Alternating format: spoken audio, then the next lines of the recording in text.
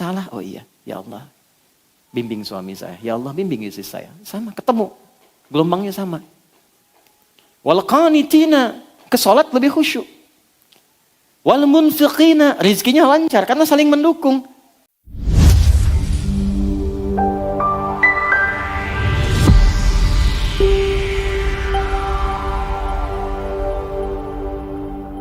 Tidak semua amal yang diduga baik itu Allah senangi.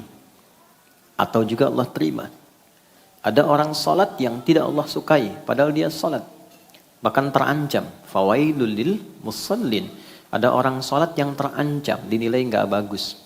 Alladzina hum an salatihim sahun. Yang lalai dari motif salatnya. Alladzina hum yura'un. Yang motivasi salatnya hanya untuk diketahui orang. Dikenal orang soleh, orang baik. Sehingga menganggap orang lain itu rendah, biasa-biasa. Dia yang paling unggul. Allah nggak suka. Ada orang yang baca Quran, bagus baca Quran itu. Pahalanya tinggi. Tapi ada orang-orang yang membaca Al-Quran sekedar menjadikan Quran alat pencarian dunianya. Ada orang yang sengaja memotong ayat, ini kata Al-Quran. Ya, menggunakan dalil untuk kepentingan dunianya. Maka ada faminhum zalimul linafsih. Wa minhum muqtasid wa minhum sabiqun bil khairati biiznillah. Jadi jika perbuatan baik saja berpotensi bisa berubah, apalagi nilai bagi sebuah perbuatan yang buruk. Dan sekarang kita ada di satu waktu saat menghindari keburukan, pahalanya bisa lebih tinggi dibandingkan mengerjakan kebaikan. Mengerjakan kebaikan dalam bahasa Quran disebut dengan amar ma'ruf, istilah mudahnya. Jadi amar ma'ruf.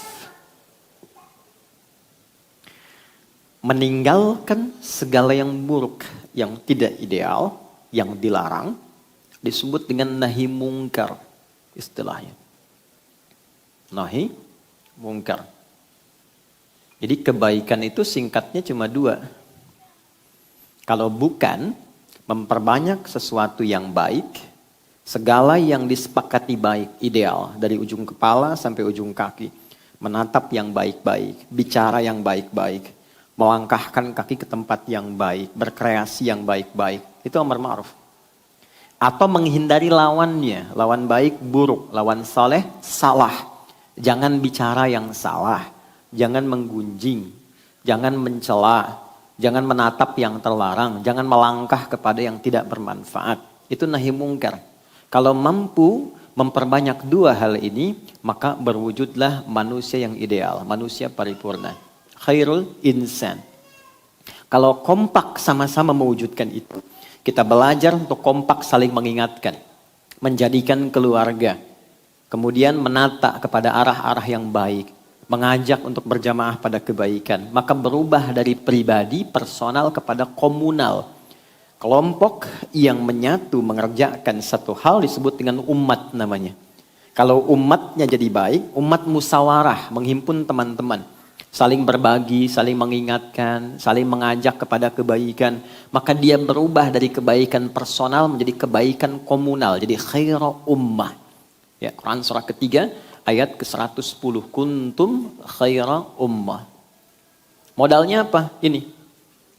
Kuntum khaira ummatin ukhrijat linnas ta'muruna bil ma'ruf wa tanhauna 'anil munkar. Nah, pelan-pelan kita beraktivitas kan ada waktunya ya. Ya kan? Sehari akumulasi jadi pekan, pekan akumulasi jadi bulan, bulan akumulasi jadi apa? Tahun. Setahun berapa bulan? 12. Desain 12 bulan ini itu ketetapannya langsung dari Allah. Jadi manusia nggak bisa menambah atau mengurangi jika tidak terjadi keseimbangan dalam pembagian waktu. Maka turunlah Quran surah ke-9 ayat 36. Saya akan sangat lebih fokus di pertemuan kali ini karena waktu kita sedikit terbatas hari ini. Inna iddatash syuhuri 'indallahi 12 syahran fi kitabillah yauma khalaqas samawati wal arda minha arba'atun hurum. Desain pembagian waktu, kata Allah, sejak aku mencipta langit dan bumi, aku bagi setahun 12 bulan. Baik, nah dari 12 bulan ini yang paling menarik, diminta kita mengoptimalkan semua potensi kebaikan yang ada di dalam diri kita. Dari ujung kepala sampai ujung kaki. Bahkan nanti ada ayat-ayat lain mengeksplor kita, kalau engkau ingin sukses, optimalkan potensi itu. Ya, ikhtiar yang kuat, bangun tawakal kepada Allah yang tinggi. Fa'idha faraghta fanfad wa ila rabbika farghab. Jadi kalau ikhtiar kita diimbangi tawakal, nanti satu, memutus kekecewaan karena tahu qadar. Mungkin Allah menetapkan jalan yang terbaik di balik ini semua. Ya kan? Ikhtiar yang maksimal mengoptimalkan kita sampai ke tujuan dengan cepat. Dan ini berkesesuaian dengan rumus fisika kan? Masih ingat di energi potensial rumusnya? MGH kan? M dikali G kemudian dikalikan dengan H kan? EP sama dengan M massa dikalikan gravitasi kalikan ketinggian height. Kalau kita rubah masanya ke manusia, gravitasinya pijakan yang kuat untuk berikhtiar, heightnya hablum minallah, maka terjadi percepatan. Kalau kita pindahkan ke kinetik, rumusnya kan berubah, setengah M dikalikan V kuadrat kan? Kalau kita ganti ke EK, energi kinetik, setengah M ya, dikalikan V kuadrat. Jadi semakin sedikit usahanya, tapi optimalisasinya tinggi, bergeraknya sedikit, hasilnya banyak, percepatannya nambah. Dan ingat, ini kecepatan bukan kelajuan. Kecepatan ada vektor, ada arahnya. Semua kita ini punya vektor ketika membuat aktivitas. Masih ingat nggak teman-teman? Sholat pertama kita yang ditunaikan tadi apa? Subuh kan? Subuh itu apa artinya? Ada maknanya. Di Islam itu tidak menetapkan nama, hampa makna, mustahil. Selalu ada maknanya. Subuh itu dari kata asbah. Sesuatu yang siap dengan rencana yang akan dieksekusi. Orang Arab tidak mengatakan kaifa asbaht. Bagaimana kabarmu di pagi ini? Kecuali menunjuk kesan begini. Hei, kabarmu bagaimana di pagi ini? Dan sudah punya rencana apa yang akan dilakukan di hari ini? Ya, itu yang dimaksud Quran surah ke-81 ayat 18. Was-subhi idza tanaffas. Dan aku bersumpah kata Allah demi waktu subuh yang semua teratur dengan sempurna yang siap untuk dieksekusi. Jadi matahari pun memulai sinarnya di subuh fajar. Tumbuhan mengeluarkan oksigen dari sejak fajar subuh. Jadi tanafas boleh bergerak. Orang Islam disebut muslim, bangun dari tidur, dia sudah punya rencana kehidupan yang akan dilakukan di hari itu. Jadi Anda bangun tidur, saya, kita, itu sudah ditanya. Jam 7 mau ngerjakan apa? Jam 8 ada di mana? Planning hari ini sampai tidur lagi apa? Nah, rencana yang telah kita ukur itu dan kita siapkan, sebelum kita kerjakan dieksekusi, kita bawa menghadap Allah lewat skema sholat. Makanya ada sholat subuh. Kita mintalah dalam sholat supaya rencana ini dimudahkan, disepakati, dan dibimbing oleh Allah agar hasilnya optimal. Ini yang menjadikan para sahabat dulu beraktivitas tuh ke masjid dulu. Nanti pulang dari pekerjaan, ke masjid lagi mampir, baru ke rumah. Karena itu aura yang dibawa ke rumah itu auranya aura masjid. Dan masjid kan tenang. Anda kan di jalan ketemu orang, singgungan, dengan mobil, dengan kendaraan lain. Kadang-kadang emosi meningkat, sudah di kantor banyak masalah, di jalan penuh problem. Terakumulasi, yang kena anak. Dah nunggu 8 jam bikin karya, digambar, tulis ayahnya I love you. Nyampe ke rumah, ayah diam kamu. Hah? Capek nih. Kan? Anda ke rumah itu jadi ayah, bukan jadi direktur. Bukan jadi bos. Saya juga ke rumah gak jadi ustad. Saya pulang ke rumah, anak saya tuh butuh ayahnya. Dia gak manggil saya ustad. Belum pernah dalam sejarah kehidupan saya pulang nyampe rumah, ustad. Gak pernah. Mereka panggil Buya. Saya terbang jauh 10 hari. Itu penerbangan paling panjang kemarin ketika saya ke Amerika. Setahun bayangin tuh. Tahun 2002 nyampe 2023. Anak saya udah nunggu rupanya. Pulang malam ditunggu teman-teman. Bayangin anak mau 2 tahun di bulan ini tuh. Anak yang keempat masih baru mau 2 tahun nunggu. Begitu saya nyampe rumah, Buya lari. Hei, ada apa kabarnya? Buya bertanya-tanya. Saya bilang apa lagi nih? Tapi dia ingin ayahnya. Dia bikin ingin ustad. Dia bukan ingin ustad. Ya kalau kita pulang main kuda-kudaan, tengah malam main kuda-kudaan. Main mobil-mobilan. Subuh itulah subuh. Sederhana tapi bermakna. Dari sekian sholat yang pernah kita tunaikan. Apakah ada implementasi kehidupan yang pernah diterapkan? Ini poinnya teman-teman. Nah jadi dari 12 bulan itu selalu ada desainnya. Selalu ada keteraturannya. Muslim itu teratur. Jadi muslim itu jadi pribadi yang teratur. Pribadi yang cerdas. Pribadi yang tertata. Fa'idza faraghta fansab. Terukur aktivitasnya. Selesai ini siapkan lagi. Selesai ini siapkan lagi. Nah, pengingat saja. Dari 12 bulan itu ada desain 4 bulan. Minha arba'atun hurum. Desain ini khusus untuk melatih kita pada amalan yang kedua nih, nahi mungkar. Untuk membentuk pribadi yang ideal. Ya. Kalau anak-anak nggak apa-apa. Ya, nggak ada masalah. Saya senang dengan anak-anak. Mereka punya bahasa dan energinya masing-masing. Yang problem yang bapak-bapak kekanak-kanakan nih. Nggak apa-apa. Balik sini. Jadi 4 bulan ini desainnya nahi mungkar. Melatih pribadi kita untuk mampu mengendalikan diri dari ujung kepala sampai ujung kaki. Menekan potensi salah sehingga yang muncul soleh. Nah 4 bulan ini ketika tiba di waktunya. Maka pahala amalan ini bisa lebih tinggi daripada yang ini. Jadi Anda, saya, kita sholat misalnya. Di bulan ini ada pahala. Ya. Value-nya itu 10 nilainya. Ya, kalau kita bicara akhirat namanya nilainya pahala ya, yang kita kenal ajrun, hasanah namanya. Enggak kelihatan sekarang. Nanti saat akan meninggal ditampakkan. Ya, jadi saat akan meninggal, kenapa ada orang saat akan meninggal senyum gitu kan? Ya kan? Dia bahagia baca Quran, ditampakkan kebiasaan baiknya, ditampakkan ujungnya dan pahalanya. Ya. Nanti saat kembali ke akhirat, hakiki diberikan. Jadi ada ilmu yakin sekarang diberitahu, ainal yakin ditampakkan saat sakaratul maut, hakul yakin dialami saat berpulang. Ya. Jadi kalau ingin segera tampak ya nggak apa-apa, itu pilihan ya. Tapi kan sesuai ajal gitu ya. Nah ini 4 bulan ini, kalau kita kerjakan, saya sholat dapat pahala 10 kebaikan. Itu ada di Quran surah ke-6, Al-An'am ayat 160.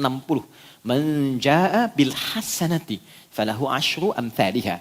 Siapa yang menunaikan perbuatan baik yang punya nilai pahala, dia dapat 10 poinnya. Sholat disebut hasanah di Quran.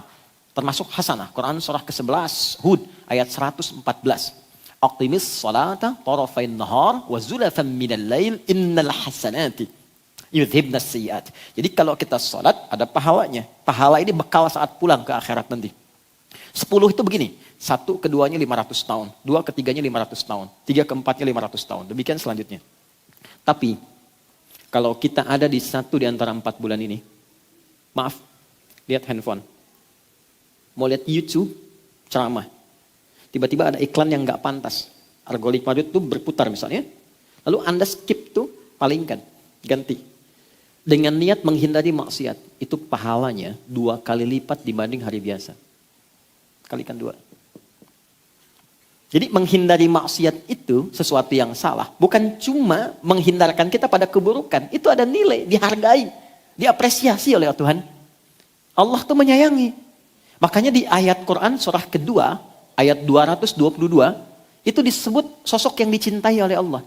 Innallaha yuhibbut tawwabin. Allah itu senang pada orang-orang yang sering mengoreksi diri menghindari perbuatan maksiat. Mau melangkah nih, ada tempat yang salah, gak usah kesinilah, ke tempat lain saja. Nah itu ketika dia berpindah ada pahalanya. Ada orang bikin hoax, ya, bikin berita, terpancing untuk ikut, lalu Anda tahan misalnya, gak jadi Anda tinggalkan, ada pahalanya. Dan pahala di waktu itu 2 kali lipat. Nah yang 4 bulan ini nanti dirinci dalam hadis, misalnya Sahih Muslim. Karya Imam Muslim. Nomor hadis 1679. Riwayat sahabatnya namanya Abu Bakrah. Dikenal dengan Nafi'. Saya baca cepat. Fokus teman-teman. Saya tidak bermaksud mengajari, hanya sharing atas apa yang disampaikan oleh Nabi dan beberapa ulama-ulama kita. Qala Rasulullah SAW. Nabi SAW pernah menyampaikan pesan mendalam. Inna zamana qad istadara kahayatih. Yauma khalaqas samawati wal ard. Kata Nabi, Allah itu sedang mencipta langit dan bumi, sudah mendesain waktu akan berputar begitu saja. Jadi sekarang siang nih, mau jam 11. Besok pun akan ketemu ke situ lagi. Pagi ketemu lagi, pagi. Malam ketemu lagi, malam. Jadi kalau kita nggak isi dengan baik, maka waktu hanya akan berputar begitu saja. Waktunya kan sama, begitu. Yang merubah kan suasananya. Suasana itu kan berdasar pada tindakan kita. Kitanya kreatif, terjadi perubahan. Zaman dulu tidak sama dengan sekarang. Kenapa keadaannya berubah? Bukan waktunya berubah. Kreativitas manusianya yang tidak sama. Sehingga melahirkan karya yang berbeda. Maka kalau Anda ingin menjadi pribadi, kata Nabi, yang sukses, yang baik, isi waktu dengan karya-karya yang gemilang. Punya persiapan. Waktu ini desainnya. Ini yang ingin dicapai. Goalnya apa? Kalau perlu sampai akhirat turunkan konsepnya. Di Islam itu nggak nanggung. Kalau pengen sukses, ambil yang paling tinggi. Sehingga effortnya lebih tinggi, nyangkutnya jelas. Kalau nggak sampai di atas, jelas. Mungkin di bawahnya sedikit. Ada mahasiswa, kalau dia berharap IPK-nya 4, maka kan usahanya akan lebih tinggi kan? Lebih kuat mencapai itu. Kalaupun nggak nyampe kan 3,9, 3,8. Kalau targetnya cuma 2,75, nyangkutnya di 2,5. Nah, kata Quran, kalau Anda bikin visi yang panjang. Quran surah ke-59 ayat 18. Ya ayyuhalladzina amanu taqullaha wal tanzur nafsum ma qaddamat lighad. Perhatikan baik-baik, ini indah sekali. Dan nggak ditemukan dimanapun. Kalau Anda mau mapping, bikin planning kegiatan, kata Quran, turunkan semua dimensi kehidupannya. Oke, sekarang kita ada di dunia. Dan ini kita akan tinggalkan kan? Bahkan diumumkan loh, terdengar di telinga. Ya kan? Kalau si Fulan duluan pulang, kan diumumkannya telah meninggal dunia kan? Oke? Berarti ini akan ditinggalkan kan? Dan itu pasti sifatnya. Ya, sesuai dengan ajal namanya. Waktunya tiba, maka di situ kita akan berpulang. Dan gak bisa milih. Quran surah ke-7 ayat 34. Walikulli ummatin ajal. Fa idza jaa ajaluhum la yastakhiruna sa'atan wa la yastaqdimun. Setiap manusia, bahkan umat, bahkan generasi berganti itu punya masa hidup. Kalau sudah tiba, dia berpulang, gak bisa dimundurkan atau dimajukan. Jadi bisa saja terjadi, Anda misalnya duluan, saya belakangan, mungkin. Ya, atau ditukar, ya kan? Saya belakangan, Anda duluan, kan mungkin juga terjadi gitu ya. Ya intinya kita meninggalkan dunia ya. Baik. Oke, sekarang dari dunia pindah kemana? Baik, ke barzakh ya. Tempatnya disebut kubur. Afala ya'lamu idza bu'thira ma fil kubur. Pindah ke kubur. Ya. Awas, hati-hati. Dunia yang kita alami real, bukan sinetron berkepanjangan. Ingat ya. Awas. Dari kubur kemana? Akhirat kan ujungnya. Berarti ada 3 alam yang kita lalui. Nah di akhirat ini karena akhir tuh ujung sesuatu. Tapi kalau ujung tidak ada awalnya lagi. Itu tembok ya. Kalau nggak ada setelah itu space lagi, murni akhir, itu tambah tak di ujungnya, namanya akhirat. Jelas? Maka ketika disebut akhirat, artinya ini ujung sesuatu. Ujung tempat kehidupan. Setelah ini nggak ada lagi yang lain. Dunia, meninggal, masih ada ini. Barzakh. Barzakh itu pemisah di antara dua. Bainahuma barzakhul la yabghiyan. Oke? Di barzakh tidak akan abadi. Bangkit. Ya kan? Kemudian pindah. Di sini yang abadi.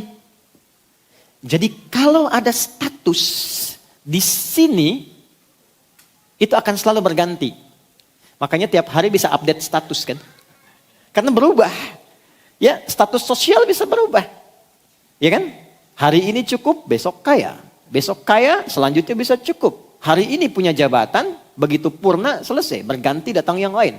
Karena itu kehidupan di dunia disebut dengan khalifah. Dari kata khalafa, sesuatu yang saling menggantikan.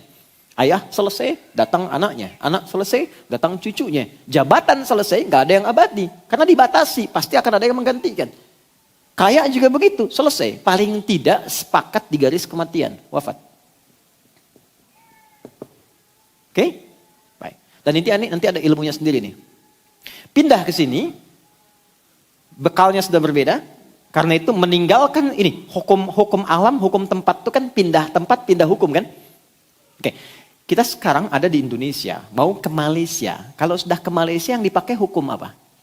Malaysia, pindah tempat, pindah hukum. Dari Malaysia mau ke Amerika, hukum Malaysia berhenti, hukum Amerika yang berlaku. Jadi inter dunia saja hukumnya berbeda. Sekarang kita mau meninggalkan dunia, pengen pakai hukum yang sama, mustahil. Karena itu semua barang-barang dunia itu selesai saat di dunia. Dibawa ke kubur aja nggak laku kok. Anda mau bawa dikubur pakai iPhone yang 14 yang baru, supaya bisa miss call. Teman di luar nggak bisa, tetap aja rusak habis. Pakaian ganti. Terus hukum dunia nggak berlaku. Sekarang punya rumah, berapa Anda punya rumah? Berapa meter paling luas? Berapa hektar punya taman? Kekuburan 2 kali sekian, selesai. Bukan berarti nggak boleh selama di dunia, silahkan. Tapi value-nya, naikkan value-nya supaya nanti memberikan nilai ke sini. Silahkan pakai hukum dunia di sini, gunakan value akhirat sehingga ketika pindah kita punya bekal. Puncaknya di sini. Cuman 2 pilihannya. Kalau bukan di tempat kenikmatan darun naim, surga, atau di tempat kenestapaan neraka. Cepat. Wal tanzur. Kembali ke Quran surah ke-59 ayat 18. Wal tanzur nafsum ma qaddamat lighad. Dan ayat ini dibuka dengan kata iman. Ya ayyuhalladzina amanu. Sedikit ya. Hei semua orang yang beriman. Tingkatkan takwamu kepada Allah. Dan kalian mesti punya visi hidup yang panjang. Jadi ternyata teman-teman. Jadi orang yang muslim beriman itu adalah orang yang visioner. Di semua konsep kehidupan kita. Even sekarang kita hidup di dunia harus visioner. Ya, di antara visi itu jangan tanggung kata Allah, turunkan skemanya dari yang paling tinggi. Wal tanzur nafsum ma qaddamat li ghad. Ghad itu akhirat. Jadi kalau mau bikin kegiatan kata Allah, ya, ini bagus sekali desainnya dan tentu sempurna karena dari Allah. Turunkan dulu tempat yang terakhirnya, goal itu turunkan yang paling tingginya dulu. Kita kan terakhir di sini kan, insya Allah ya. Baik, insya Allah ya. Siapa yang mau ke surga? Alhamdulillah. Surga itu ada 8 tingkat. Paling tinggi surga Firdaus. Siapa yang mau ke Firdaus? Nah, gitu ya.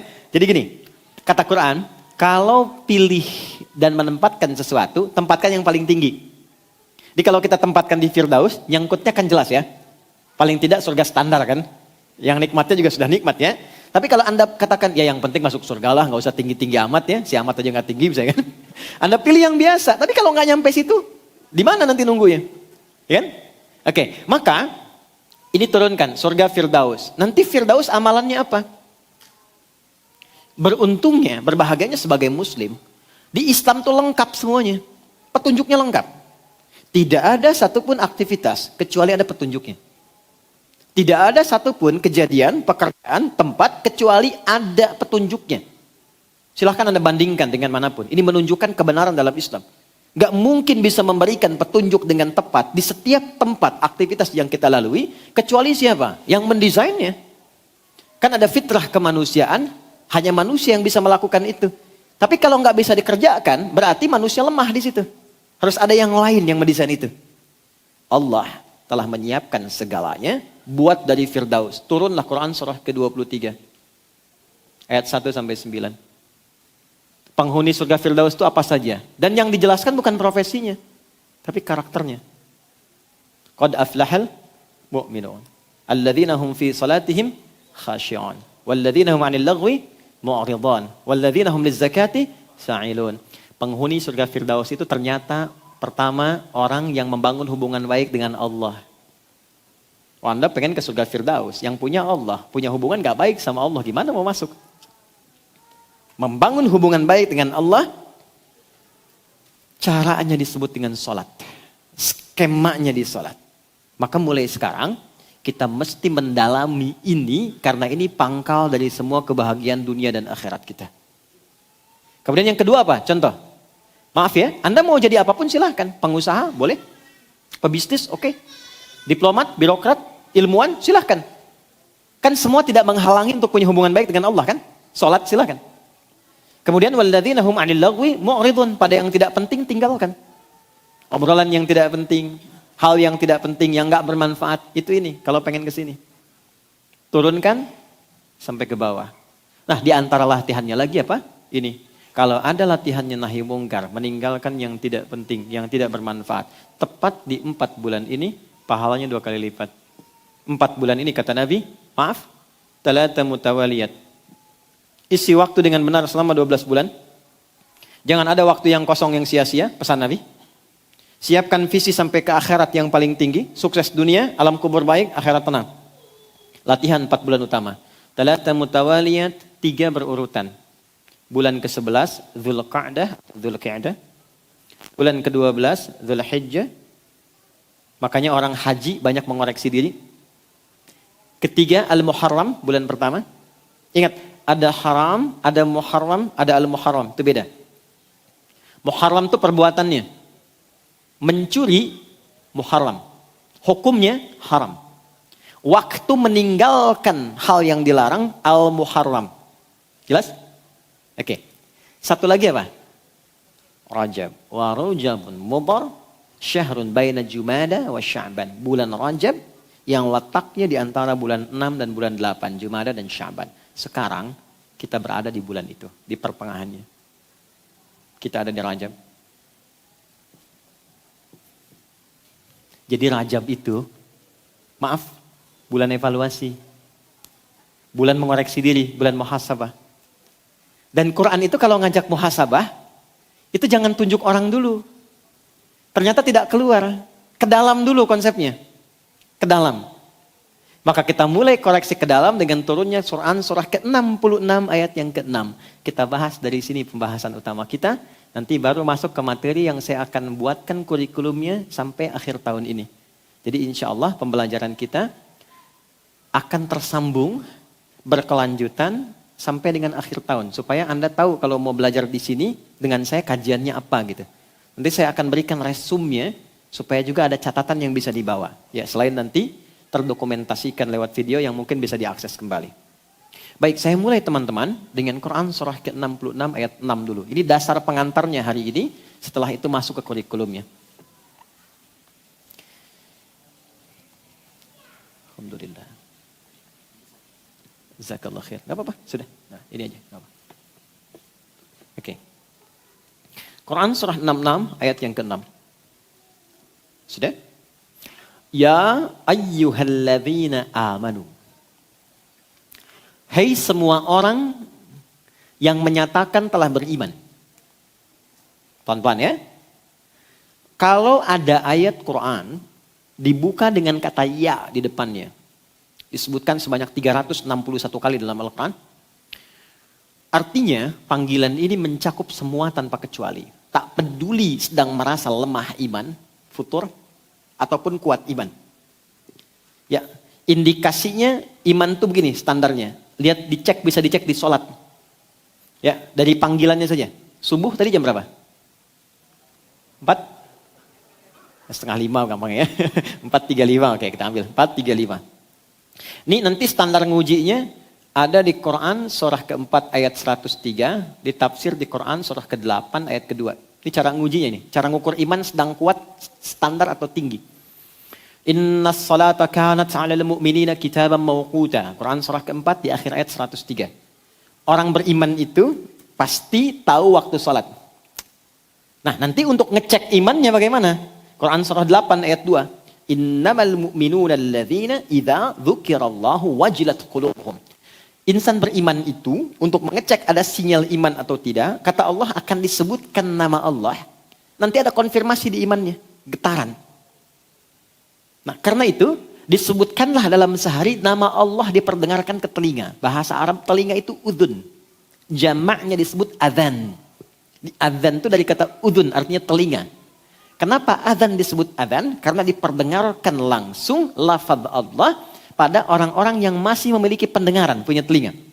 5 kali dalam sehari untuk ngecek iman. Karena nanti ada yang paginya beriman, sorenya sudah lemah. Allahu Akbar, Allahu Akbar. Jelas kan ya? Mas Cuping kalau lagi adzan kan, Allahu Akbar, Allahu Akbar. Nanti kalau ada iman, getaran tuh ada. Terkonfirmasi, ya Allah sudah adzan. Nah, pernah dengar itu gak? Ya, adzan subuh 4:35. Allahu Akbar, Allahu Akbar. Bangun kita. Ya Allah sudah adzan. Nah, itu punya iman, kualitasnya standar. Iman standar. Ya pas dipanggil, pas respon. Ya kan?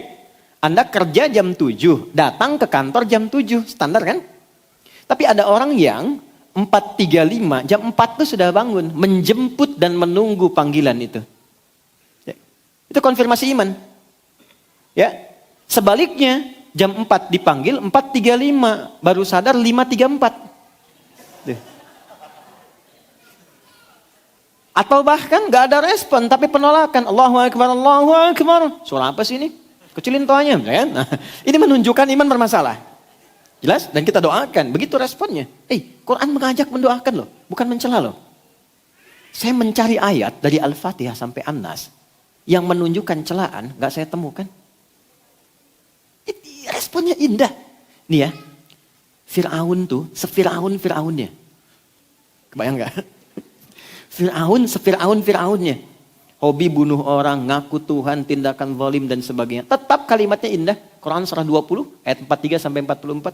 Idhaba ila fir'auna innahu tagha faqula lahu qawlan layyina la'allahu yatadhakkar aw yakhsha. Musa dan Harun pergilah kepada Fir'aun. Fir'aun itu bukan orangnya, tapi jabatan yang melekat kepadanya. Tuh lihat ya, ada orang salah menyalahgunakan wewenang jabatan. Oleh Allah dilarang mengeksplorasi dan mencela orangnya. Bukan namanya yang salah, perilakunya yang keliru. Jangan karena perilaku salah Anda cela namanya. Karena boleh jadi ada orang dengan nama yang sama tidak berbuat demikian. Dan nama Fir'aun gak pernah diungkap di Quran. Siapa sesungguhnya? Jabatannya saja Faraoh, bahasa Arabnya Fir'aun. Ya kan? Memberikan kesan bahwa di kemudian hari akan ditemukan potensi-potensi penyimpangan dari jabatan. Kalau ada yang demikian, engkau datang ingatkan. Bukan untuk menurunkan. Tapi mengingatkan supaya jabatan dikembalikan kepada relnya yang benar. Dan dengan apa? Qaulan layyina. Dengan yang lembut. Sentuh hatinya kata Allah. Ya, sentuhlah ia tepat di hatinya. Maka ia akan jadi milikmu untuk. Ya minimal dia sadar kata Allah itu. Sadar dia mengerti. Ya, balik sini. Nah ini iman standar, iman kuat, iman bagus. Salat. Balik teman-teman, kembalikan. Fokus baik-baik.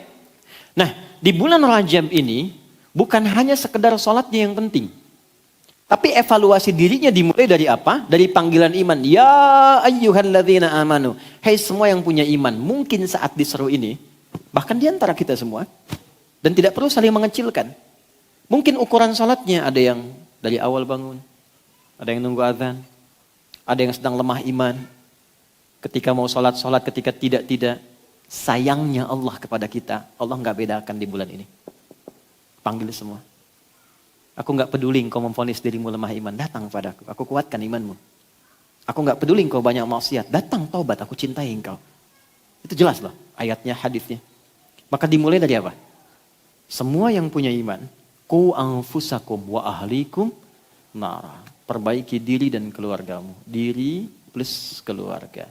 Jadi bulan ini adalah bulan evaluasi, bulan duduk bersama, bulan untuk mengoreksi diri, introspeksi, dan bulan untuk mendudukkan keluarga menjadi keluarga yang ideal dan baik.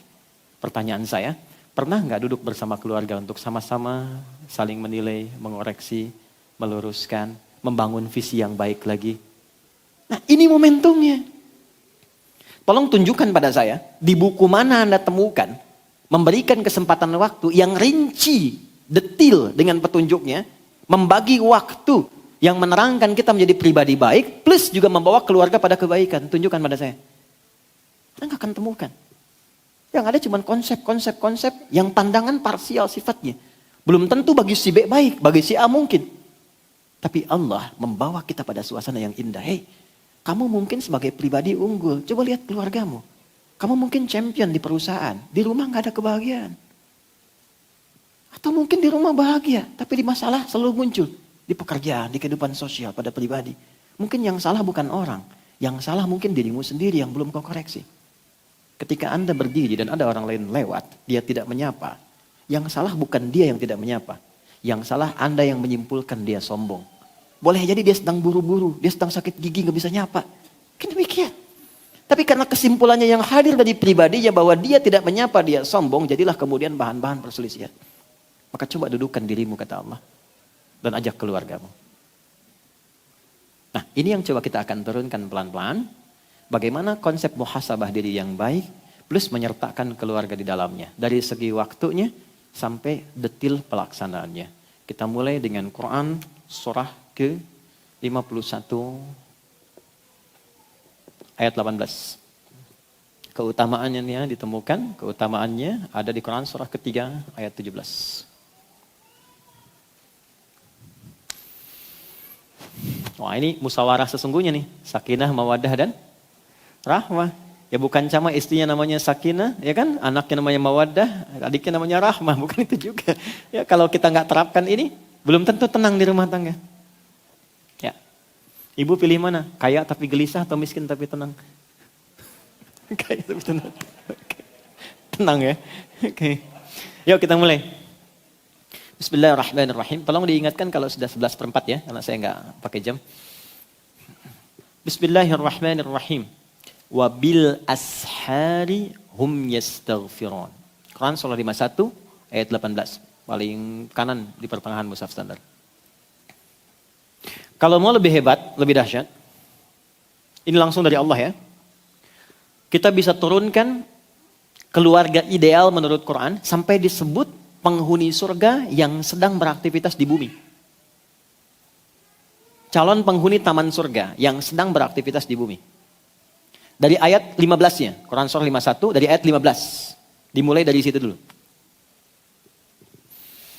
Innal muttaqina fi jannati wa 'uyun.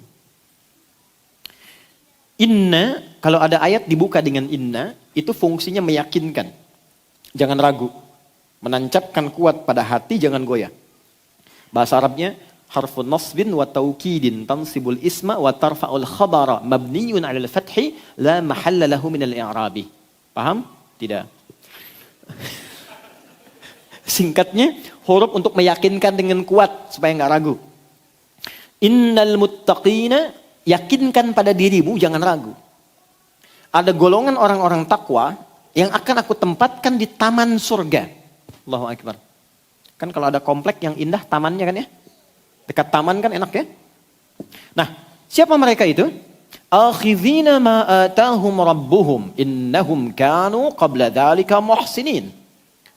Mereka mendapatkan apa yang telah dijanjikan oleh Allah. Jadi ini ada perjanjian, ada komitmen. Allah ngasih gambaran, kalau engkau kerjakan ini, nanti saat pulang aku berikan ini. Terus dia mengambil itu, dia komitmen. Dia yakin dengan janji Allah, lalu ketika pulang, Allah berikan, Allah wujudkan itu. Akhidhina ma'atahum rabbuhum. Allah berikan apa yang telah dijanjikan kepada mereka. Perhatikan ya, ayat ini bentuknya selalu jamak. Kalau jamak 1 atau 2? Banyak atau sedikit? Banyak. Kalau kita tarik ke keluarga, perhatikan. Allah menginginkan dalam kehidupan dulu, tarik dulu ke internal. Allah menginginkan yang ke surga itu bukan cuman ayahnya saja. Bukan cuman istrinya saja. Tapi Allah katakan, hei, jadikan kehidupan ideal di keluargamu, masuk surga sama-sama. Dan tempati itu yang terindah di tamannya. Jadi kalau ke Firdaus di tamannya, surga Aden di tamannya gitu. Siapa mereka itu? Innahum kanu qabla dzalika muhsinin. Mereka itu adalah satu keluarga yang membangun visi hidupnya untuk mendapatkan ridha Allah. Ihsan itu an ta'budallaha ka'annaka tarahu fa illam takun tarahu fa innahu yarak. Menjadikan semua kegiatannya supaya disenangi Allah. Satu keluarga. Nah, apa yang mereka pertama lakukan? Mereka mencari waktu dulu, waktu yang terbaik, yang tenang, yang nyaman, supaya di waktu ini kondisi pikirannya juga tenang, hatinya tenang, dan dengan ketenangan itulah lahirlah rencana-rencana yang cemerlang.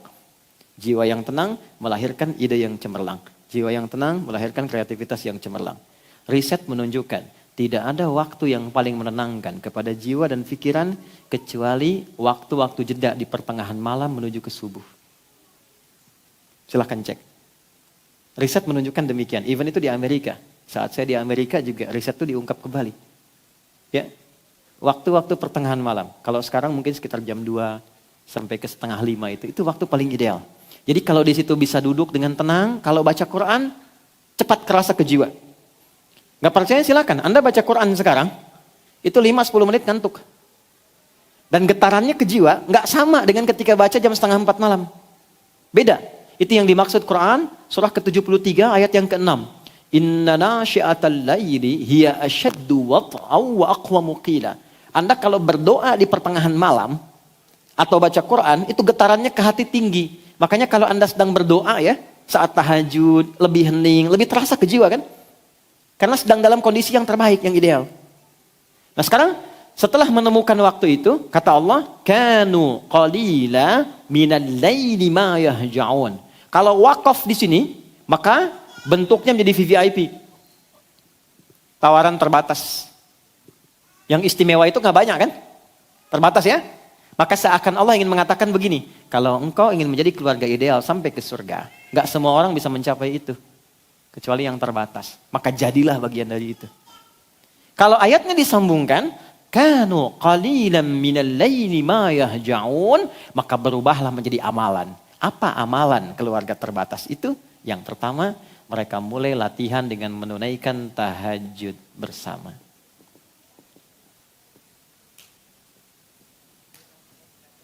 Quran surah ke-51 ayat 15 sampai ayat 18. Sekarang saya masih di ayat ke-17. Sudah? Pelan-pelan ya. Oke, sekarang gini. Saya bikin gambaran waktu dulu. Pelan-pelan.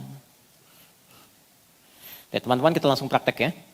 Subuh jam 4.35. Fokus. Waktu ideal tadi kurang lebih dari jam 2 atau jam 3 lah. Kita ambil di ujung malamnya, sepertiga malam. Ambil jam 3 aja. Pelan-pelan ya. Isya jam berapa? Oke, ambil kita genapan 19.30 misal. Dari Isya sampai ke sini, ini lail namanya. Lail, al-lail. Oke? Dari Isya nih sampai ke sini lail namanya. Sudah? Wal laili idza yaghsha. Aqimis salata liduluki syamsi ila ghasaqil lail. Ini lail. Jadi semua yang ada kata-kata lail artinya waktu malam. Ingat ya? Dan turunannya. Saya pernah katakan lail, laila, lili, lela, layali itu malam. Ya, Ibu Leli, Ibu Malam tuh. Lail. Fokus. Sampai sini, ini ujung malam, sepertiga malam. Tahan dulu ya, ini penting. Subuh 4.35, 15 menit ke 30 menit menjelang subuh, kita batasin lah di tengah-tengahnya, di 15, 20 menit lah. 20 menit menjelang subuh, ini subuh nih. Yang ini 20 menit sebelum subuh, namanya sahar. Waktu sahar, waktu singkat menjelang fajar, menjelang subuh. Saya ulang ya. Dari Isya ke sini, lail. Dari sini ke sini, baik. Ini masih ujung malam, sepertiga malam akhir. 20 menit sebelum subuh namanya apa? Sahar. Perhatikan baik-baik desain Quran yang sangat indah. Kalau Anda ingin jadi keluarga ideal, kata Allah, bangun malam dulu, siapkan sebelumnya. Di tahajud itu, bangun setelah istirahat. Kompak istirahat dulu. Baru bangun malamnya. Dari kata hajada. Hajada itu, jim dal, kegiatan yang dilakukan malam hari setelah tidur dulu. Kalau nggak tidur, begadang, malam misalnya langsung sholat, itu nggak disifati tahajud. Namanya qiyamul lail. Nama umum, qiyamul lail.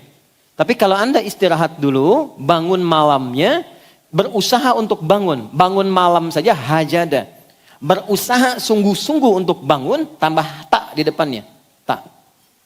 Kalau nggak mudah bangunnya, sampai Anda mesti berusaha optimal, tambah tasydid sebelum huruf akhirnya. Tahajjud. Sifatnya disebut tahajud.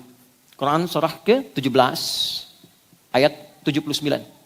Wa minal laili fatahajjad. Dan dari sebagian malam nih, berusahalah keras untuk bisa bangun. Kenapa pakai tak dan tasydid? Karena memang nggak mudah untuk bangun. Makanya kan mau bangun jam 3, alarmnya 3 kali kan? Jam 2, 2:04, jam 2:30. Iya kan? Alarm pertama untuk mematikan alarm kedua kan? Alarm kedua bersiap-siap, alarm ketiga. Alarm ketiga baru sadar begini, tek begitu begini jam 5 kan. Awal-awal. Alhamdulillah yang dihisap niatnya kan. Oke, pertama. Ini tahajud. Dia sudah kompak. Mama kalau bangun duluan, ayah bangunin ya. Tapi kalau sulit gimana? Siram aja pakai air. Baik. Fokus. Siapin. Ada apa di tahajud ini? Allah sudah janjikan. Ada waktu-waktu yang spesial. Yang kalau bahkan keluarga bisa melakukannya. Yang pertama Allah berikan ketenangan dalam hati satu keluarga itu. Nah, ketenangan ini yang dibutuhkan dalam rumah tangga. Ini sakinah yang Anda dambakan. Jadi ketenangan itu maksudnya ketenangan untuk melahirkan kemampuan mengatasi persoalan dalam kehidupan. Nah, ketenangan yang datang setelah kesulitan itu pergi itu disebut sakinah namanya. Ketenangan yang datang lewat ibadah disebut tumakninah namanya. Oke? Nah, kita butuh sakinah untuk mengolah semua persoalan supaya mudah diatasi. Karena kadang-kadang ketika Anda punya masalah dan berdoa, kadang Allah nggak langsung kasih solusi. Tapi bentuk yang kedua, Allah kuatkan hati Anda sehingga mampu mengatasi persoalan itu. Itu yang mahal. Masalahnya nggak langsung selesai. Tapi Anda tuh bisa sabar menjalani itu. Terus kan meningkat kemampuannya. Sehingga dengan itu ketika mampu melewati tantangan yang ini, di depan ada tantangan baru, Anda sudah punya energi lebih besar untuk menghadapinya. Itu yang mahal. Nah ini kalau kompak dihasilkan sejak awal, maka ketika bangun yang pertama diberikan ketenangan. Apa rumus hadisnya? Prakteknya sholat tahajud itu bisa berjamaah untuk berlatih. Kita temukan Quran di hadis ya, hadis dulu. Hadisnya diriwayatkan oleh Imam Abu Daud di kitab Sunan Abu Daud. Nama aslinya Abu Daud ini aslinya Sulaiman dari Sijistan, dikenal dengan Sulaiman As-Sijistani. Beliau itu punya kemampuan hafal hadis luar biasa, sampai kalau disebutkan cepat jawab. Ini sahih, ini dhaif, ini asalnya begini, ini sanadnya begini. Lunak lisannya terhadap hadis. Ada nabi yang melunakkan besi disebut Nabi Daud, maka ada orang komen di masa itu kalau ada Nabi Daud yang melunakkan besi, maka ini lisannya mampu melunakkan hadis dengan mudah. Maka dikenallah dengan Imam Abu Daud. Ada juga yang mengaitkan kepada keturunan. Nama aslinya Sulaiman As-Sijistani. Menulis kitab namanya Sunan. Sunan itu kitab hadis yang disusun berdasarkan urutan fikih. Jadi kalau Anda ingin tahu cara sholat, cara wudhu yang benar, nyambungnya jangan ke Al-Bukhari dulu. Buka kitab Sunan. Jelas ya? Misal pengen tahu caranya turun dari i'tidal, mau sujud nih, lutut dulu atau telapak tangan dulu. Anda kalau buka di Al-Bukhari, sampai kiamat kurang 2 hari nggak akan ditemukan. Karena memang nggak ada. Adanya di kitab ini. Ini bukan masalah sahih dhaifnya. Nomor hadis 1367, saya cepat. Rawinya Ibnu Abbas radhiyallahu taala anhuma. Qala kana an-nabiy sallallahu alaihi wasallam idza istayqadha min nawmihi fajalasa فمسح بيده من أثر نومه فقرأ خواتم سورة آل عمران فذهب إلى الشن المعلقة فتوضأ. Adalah kebiasaan Nabi sallallahu alaihi wasallam. Seorang nabi ahli surga dekat dengan Allah dijamin surganya, turun surah surga satu surah Al-Kautsar sebelum wafatnya. Dengan semua itu masih mau menunaikan tahajud jadi kebiasaan. Ada orang bukan di sini, bukan nabi, bukan rasul, surga belum jelas, nggak ada pujian dari Quran, belum juga jelas ada jaminan surga untuknya. Cita-cita masuk surga Firdaus pengen bersama Nabi. Tapi untuk sekedar sholat fardu masih tertinggal. Bukan di sini ya, di luar gitu ya. Nah itu yang kita doakan, kita bawa. Nah, sekarang kebiasaannya apa? Kalau bangun beliau duduk dulu. Nah bangun untuk tahajud, jangan bangun langsung baca doa. Sadar dulu. Itu Islam itu logis sekali. Ya. Jadi bangun itu pasti ada suasana ngantuknya. Ini bukan bangun alhamdulillah. Bangun-bangun jam 6.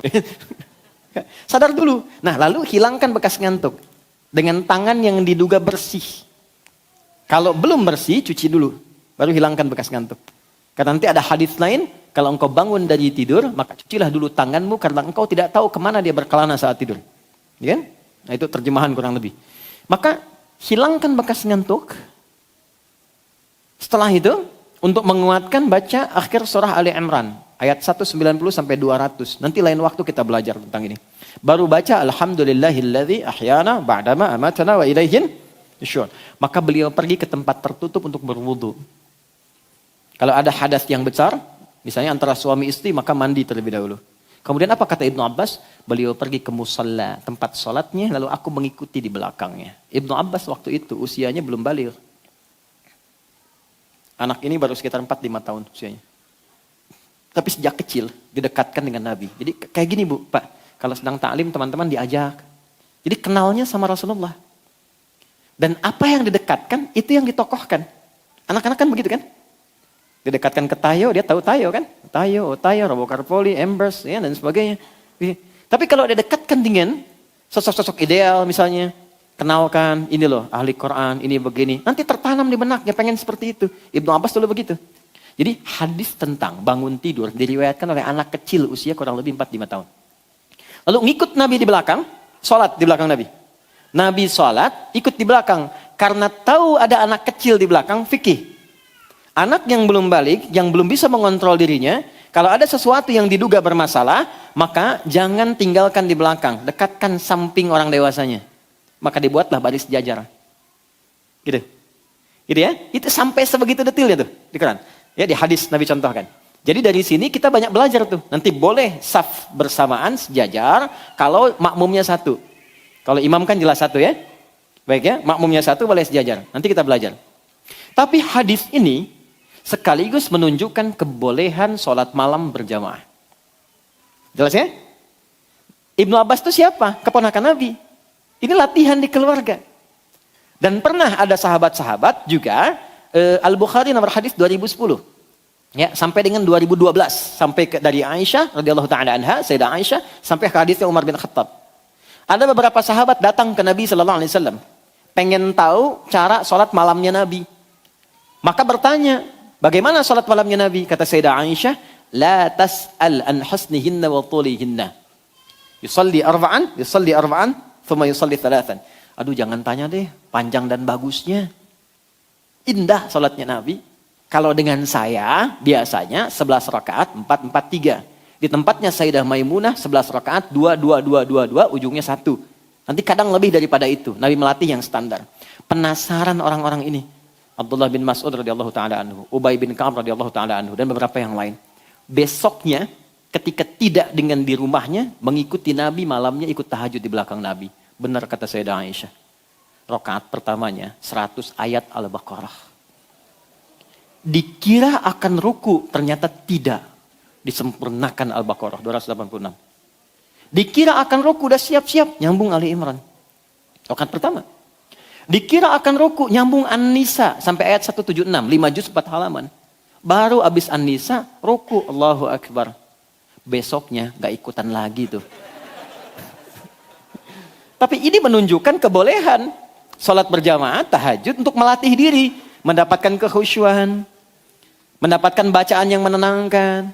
Nah, saya mau katakan nanti kalau ada yang tanya, apa dalilnya tahajud berjamaah? Anda sampaikan, hadis riwayat fulan, nomor sekian, oh sekian. Ayatnya Quran surat sekian, surat sekian. Tahu dari mana? Udah tanya Ustaz Adi. Ada dalilnya ya? Jadi nggak semua kita tempatkan, nggak ada dalil, nggak ada contoh, nggak dikerjakan. Tidak, ada skemanya. Nah nanti kalau sudah siap, bangun, ambil wudhu, usahakan di rumah. Tapi ini rahasia ya, di antara kita saja, kasih hari ini. Kalau bisa, bikin mihrab. Oke? Bikin apa? Mihrab. Dan gak harus mewah, gak harus luas. Saya waktu pertama pulang dari Tripoli, kontrak, petakan, ada 3 petak. Satunya kami siapkan mihrab. Sehamparan sejadah aja. Mihrab itu tempat yang disebut dalam Al-Quran. Yang mempercepat terkabulnya doa, please mendatangkan rizki yang melimpah. Itu ada di Quran surah ketiga Ali Imran ayat 37. Maryam punya mihrab. Tidak harus di masjid. Di rumah bisa dibikin. Tapi tolong, itu khususkan ibadah saja. Jadi di luar ibadah, keluar dari situ. Termasuk bikin status ya. Masuk situ ceklik, maaf ya sedang di mihrab, jangan ganggu. Keluar. Jadi sholat, baca Quran, berdoa di situ. Perhatikan baik-baik. Kalau punya agak luas tempatnya, siapkan malam bangun. Buka dengan sholat dulu. Antum latihan teman-teman yang ikhwan. Kan imamnya antum. Kebanyakan antum. Masa anak Anda sekarang sudah mulai membaca, menghafal? Ya kan? Bapaknya juga semangat. Di sekolah kami, tidak ada anak masuk sekolah kami, kecuali ibunya juga mesti ikut. Perjanjian di awal. Anaknya belajar, ibunya belajar. Anaknya tahsin, ibunya tahsin. Jadi pulang dari sekolah, anak setoran ke ibunya pun sudah satu level. Nah antum naikkan yang laki-laki, karena antum imamnya. Gak apa-apa. Mulai dari yang rendah, jangan panjang-panjang dulu. Yang disukai justru kata Quran, faqra'u ma tayassara minal Quran. Yang ringan dulu, yang penting nyaman tahajudnya. Antum hari ini wajahnya very very cool gitu kan? Ya, cari yang cool-cool dulu. Qul huwallah, qul a'udzu birabbil falaq, qul a'udzu birabbin nas. Enggak apa-apa, enggak apa-apa. Ya. Sampai anak merasa di belakang, "Pah, naikin dong." Oh, besok ad-duha, besok lagi al-insyirah. Kalau bisa sambil dibacain tuh nanti. Jadi sebelum tidur bacain sebelum tidur. Ini surat ini berkisah tentang ini. Ceritain. Yang pendek aja dulu. Nanti malamnya dibaca. Jadi anak itu mendapatkan bacaan plus maknanya. Nah, setelah mendapatkan ketenangan, maaf ya, jangan ngambil yang ideal dulu, 11 misalnya. Capean nanti. 3 rakaat aja dulu. Dan bangunnya, gak usah terlalu jauh ke subuh. Kalau subuh 4.35, mulai sholat tuh jam 4 aja dulu. Nanti berhenti di jam 4 misalnya, lewat 20. Ya, ada 15 menit tersisa. Supaya nggak terlalu jauh dengan subuh. Bangun jam 2, sholat jam 3, tidur lagi setengah 4, bangun jam 6. Ideal. Pepetin dulu ke subuh. Jurusnya tuh pepetin ke subuh. Supaya saat bangun, nggak terlalu jauh ke subuh jaraknya. Begitu sudah mendapatkan kenikmatan dalam sholat, jiwanya tenang. Ini yang saya maksudkan. Kita cepat, masuklah ke sini sahar. Apa yang dikerjakan di sahar ini?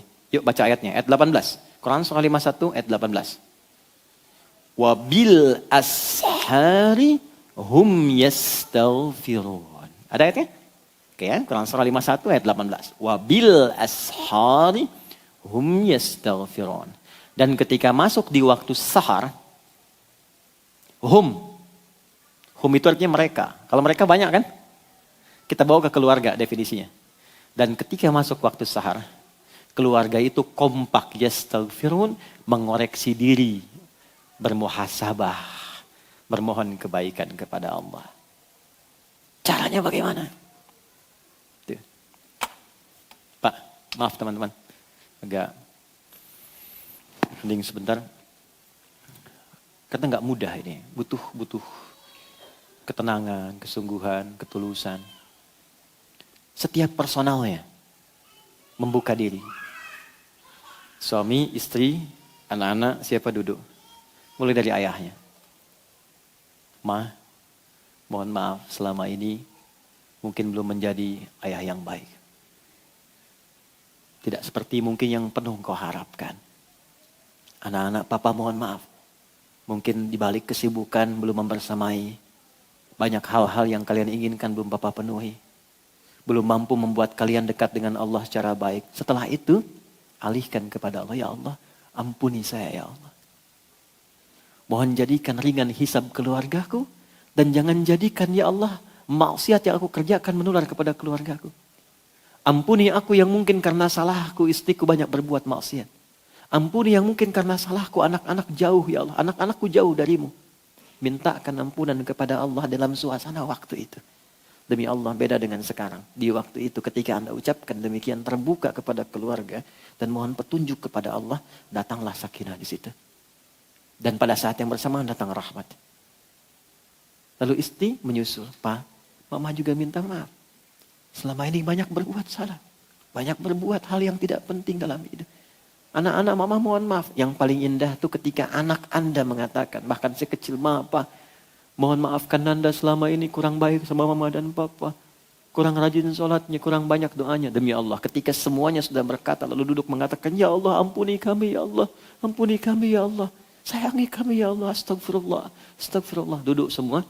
Enggak ada di waktu itu kecuali malaikat hadis sahihnya. Mencatat dan mengatakan, setiap yang kamu mohonkan, jika engkau minta ampun, Allah langsung ampuni. Hadis qudsi.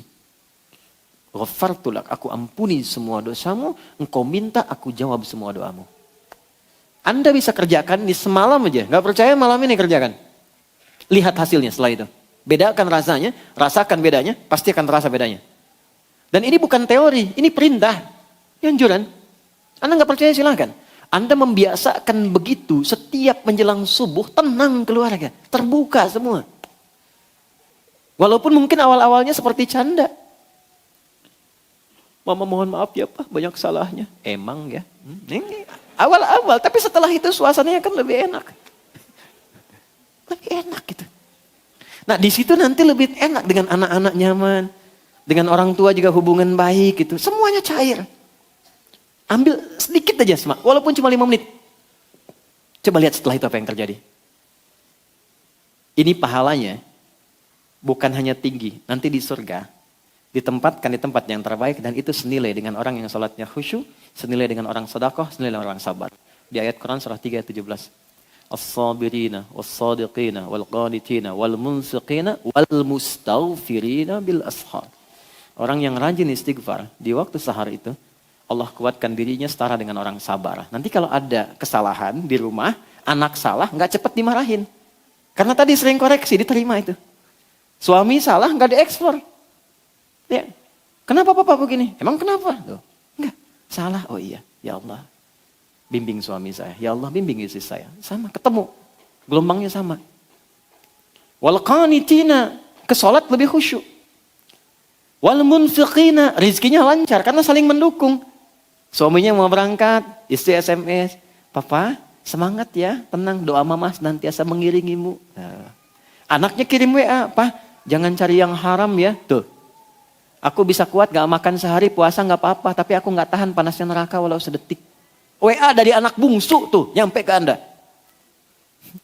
Mau jawab apa? Hari pertama di sekolah TK, di PAUD, di anak-anak kita.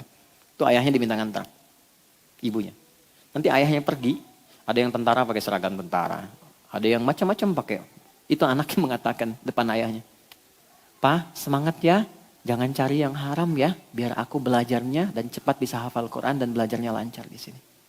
Anda pulang depan anak, nggak ada yang nggak menangis, turun, ya peluk anaknya, dicium, dan berhasil. Dan ayahnya pulang mendapatkan anaknya sudah murojaah Quran. Hilang penatnya. Malamnya bangun. Nah, saya kira ini momentumnya Rajab. Dan kalau Anda nggak kerjakan bulan ini tinggal setengah bulan lagi. Kalau Anda nggak coba sekali saja, Anda tunggu bulan depan. Nggak ada momennya, bukan Rajab lagi. Kalau Anda bisa kerjakan sekarang, bisa optimalkan, maka kemuliaan di bulan ini, latihannya kita bisa optimal. Nggak ada waktu yang tidak bermanfaat. Setelah itu apa? Kita bawa latihan lewat sholat. Karena itulah perintah menerima sholat adanya di bulan Rajab. Dalam peristiwa Isra dan Mi'raj. Sahabat sekalian, dunia ini hanyalah tempat singgah. Setiap langkah yang kita ambil akan menjadi jejak menuju akhirat. Maka jagalah dirimu, jagalah keluargamu, dari hal-hal yang bisa menjauhkan kita dari rahmat Allah. Tugas kita bukan hanya mencari rezeki, tapi juga menuntun keluarga agar tetap berada di jalan iman. Karena kelak, di hadapan Allah, setiap ayah akan ditanya tentang anaknya, setiap ibu akan dimintai pertanggungjawaban atas rumah tangganya. Mari kita mulai dari sekarang. Perbaiki diri, kuatkan ibadah, dan jadikan rumah kita tempat tumbuhnya cinta dan taat kepada Allah. Semoga Allah menjaga kita semua dari panasnya api neraka dan mengumpulkan keluarga kita dalam surganya yang abadi. Amin ya Rabbal Alamin.